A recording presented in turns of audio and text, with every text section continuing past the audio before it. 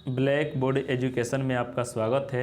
इस वीडियो में हम मॉडर्न हिस्ट्री यूरोपीय के आगमन के बारे में देखेंगे। उसका जो ऑब्जेक्टिव क्वेश्चन है 10 जरिया लुसेंट का, उसमें का क्वेश्चन पढ़ेंगे। अगर आपको पीडीएफ चाहिए तो टेलीग्राम पर ज्वाइन कर प्राप्त कर सकते हैं और हमारे चैनल को शेयर और सब्सक्राइब ज़रूर कीजिएगा।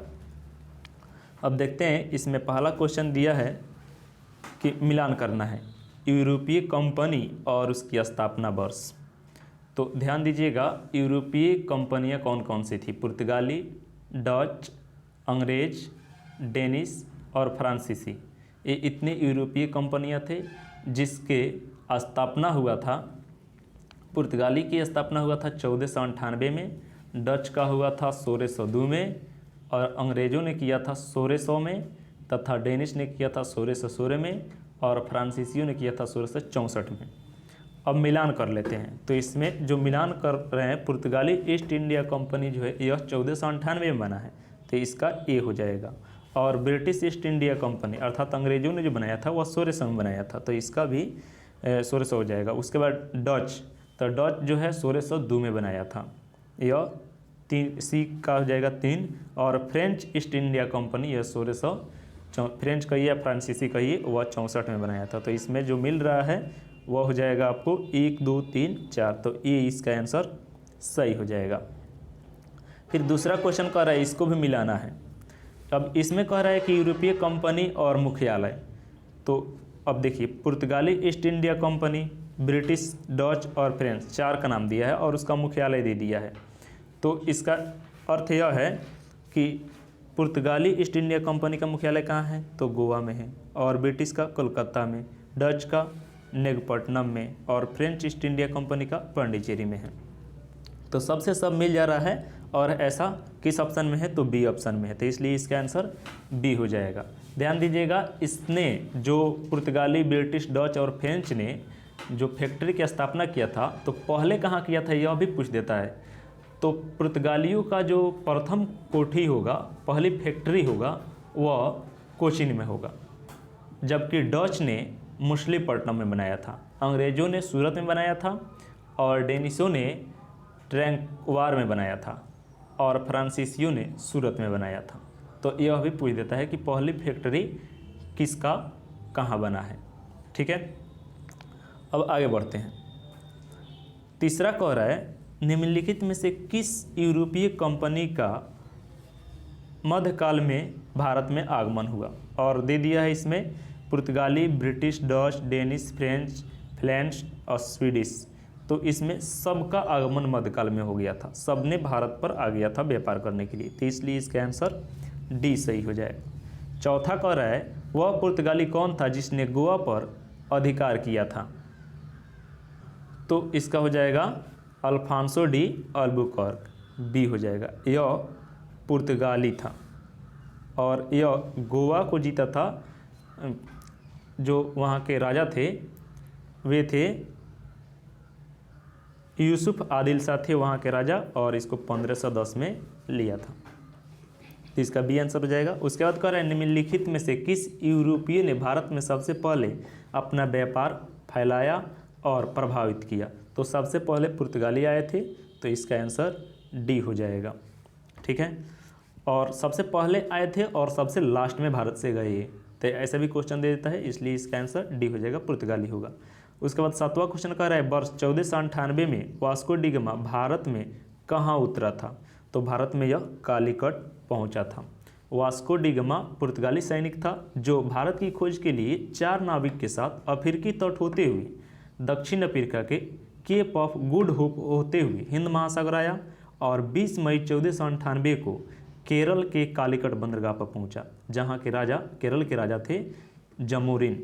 उन्होंने उसका स्वागत किया और भारत में व्यापार करने की छूट दे दी, तो इसका आंसर बी हो जाएगा। वास्को डी गामा कहाँ का रहने वाला था? तो पुर्तगाली सैनिक था, इसलिए इसका आंसर ए हो जाएगा, पुर्तगाल। उसके बाद कह रहा है वह अंग्रेज जिसने सम्राट जहांगीर के दरबार में भेंट किया था, तो वह कौन था? तो इसका आंसर हो जाएगा 9 नंबर का sir Thomas Roe. Sir Thomas Roe Jahangir के दरबार में आकर भेंट किया था और इसके शासनकाल में बहुत सारे यूरोपीय आए थे, जिसमें से हॉकिंस है, उसके बाद विलियम फ्रिज, जॉन जुर्दा, ये पुर्तगाली थे, और निकोलस डाउटन, सर टॉमस रो और एडवर्ड टेरी, बाकी सभी अंग्रेज थे। एक जो था जुर्दा, जॉन जुर्दा, यही पुर्तगाली थे जो जहांगीर के दरबार में आए थे। अकबर के दरबार में भी दो पुर्तगाली, एक पुर्तगाली और एक अंग्रेज आए थे, जिसमें से महत्वपूर्ण है एंथोनी मनसेरत जो पुर्तगाली था, अकबर के दरबार में आया था, और राल्फ फिच। यह पूछता है कि अकबर के दरबार में आने वाले अंग्रेज कौन था, तो राल्फ फिच यह अकबर के दरबार में आया था। जबकि सर टॉमस रो इसमें ऑप्शन है, तो यह जहांगीर के दरबार में आकर भेंट किया था, तो इसका आंसर ए हो जाएगा। उसके बाद कह रहा है कि गोवा, दमन और दीव को उपनिवेशीकरण मूलतः किसने किया, तो गोवा, दमन, दीव को यह पुर्तगालियों ने किया था, ठीक है। और इसे, इन तीनों को, गोवा, दमन और दीव को जब पुर्तगाली गए 1961 में, तो उसे भारत सरकार ने ले लिया, भारत सरकार को सौंप कर चले गए, तो इसका आंसर डी हो जाएगा। 11 नंबर कह रहा है अल्बुकर्क ने गोवा को 1510 में किससे छीना, तो बीजापुर के सुल्तान थे यूसुफ आदिल शाह, उनसे छीने, इसलिए इसका आंसर बी हो जाएगा। उसके बाद कह रहा है 12वां क्वेश्चन, भारत तक समुद्री मार्ग की खोज की थी, तो किसने की थी, तो सबसे पहले पुर्तगालियों ने की थी, क्योंकि पुर्तगाली सैनिक जो था वास्को डी गामा, उसने इस समुद्री मार्ग से भारत की खोज की थी, तो इसका आंसर सी हो जाएगा। 13वां क्वेश्चन कह रहा है ब्रिटिश ने भारत में सूरत में अपनी पहली फैक्ट्री स्थापित करने की अनुमति किससे प्राप्त की थी, तो जहांगीर ने इसे अनुमति दी थी, बी हो जाएगा। भारत के समुद्री मार्ग की खोज किसने की, तो भारत के समुद्री मार्ग की खोज वास्को डी गामा ने किया, यह पुर्तगाली था, पुर्तगाली सैनिक था।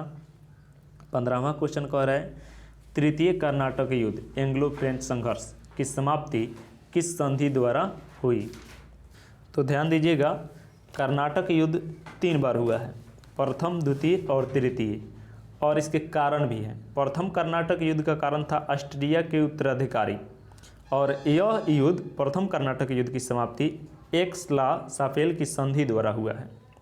दूसरा कर्नाटक युद्ध कर्नाटक के उत्तराधिकारी के प्रश्न पर हुआ है, और यह संधि पांडिचेरी के संधि के द्वारा यह युद्ध समाप्त हुआ है, द्वितीय कर्नाटक युद्ध।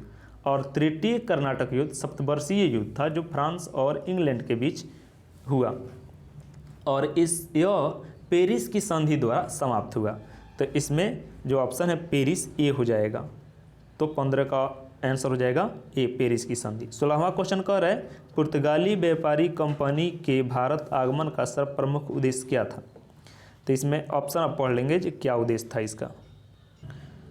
कह रहा है काली मिर्च व अन्य मसालों के व्यापार पर एक अधिकार प्राप्त करना, यह सही है। धर्मांतरण करना, तो यह सही नहीं है। राज्य स्थापित करना उनका उद्देश्य नहीं था, और ना ही धर्मांतरण करना, तो ये इसका उसका प्रमुख उद्देश्य था व्यापार करना, तो इसलिए इसका आंसर ए सही हो जाएगा। उसके बाद 17 नंबर क्वेश्चन कह रहा है कि जब 17 मई 1498 को वास्को डी गामा कालीकट उतरा, तो उसका स्वागत उसको किसने किया, तो जमोरिन ने किया, वहाँ के राजा थे कालीकट के, जो केरल में आता है, तो ये इसका आंसर हो जाएगा। पुर्तगालियों ने भारत में सर्वप्रथम कहाँ फैक्ट्री स्थापित किया, तो अभी हम बताए हैं कोचिन में पुर्तगालियों ने अपना पहला फैक्ट्री स्थापित किया, तो इसलिए इसका आंसर ए हो जाएगा। उसके बाद कह रहा है 1717 में कौन सा मुगल सम्राट ने अंग्रेजों की ईस्ट इंडिया कंपनी को भारत में व्यापार पर विशेष अधिकार प्रदान कर फरमान जारी किया, तो यह फारुखसियर था, तो डी इसका आंसर हो जाएगा। फारुखसियर ने उसे अनुमति दी अंग्रेजों को। उसके बाद 20 नंबर क्वेश्चन कह रहा है ब्रिटिश के साथ बेसिन की संधि किन पेशवाओं के साथ हुई थी, तो इसका हो जाएगा बाजीराव द्वितीय। उसके बाद 21वां क्वेश्चन कह रहा है ईस्ट इंडिया कंपनी के नेतृत्व में रॉबर्ट क्लाइव का उत्तराधिकारी कौन था, तो रॉबर्ट क्लाइव का उत्तराधिकारी था हेस्टिंग्स, सी इसका आंसर हो जाएगा। और किस पुर्तगाली गवर्नर ने नीले पानी की नीति अपनाई थी, ब्लू वाटर पॉलिसी, यह पूछता है ब्लू वाटर पॉलिसी, इंग्लिश भी देख लीजिएगा, तो यह अपनाया था फ्रांसीसी दी अल्मीडा, ये इसका आंसर हो जाएगा। उसके बाद कह रहा है किसे भारत में पुर्तगाली साम्राज्य का संस्थापक माना जाता है? तो यह हो जाएगा अल्फांसो दी अल्बुकर्क। पुर्तगाली वायसराय अल्मेंडा जो प्रथम था 1505 से 9 तक रहा, और फिर 1509 से 15 तक अल्बुकर्क रहा। ठीक है, तो इसका आंसर बी हो जाएगा। उसके बाद कह रहा है अल्बुकर्क ने बीजापुर के किस सुल्तान से गोवा को छीना? तो यूसुफ आदिल शाह से छीना, इसलिए इसका आंसर ए सही होगा।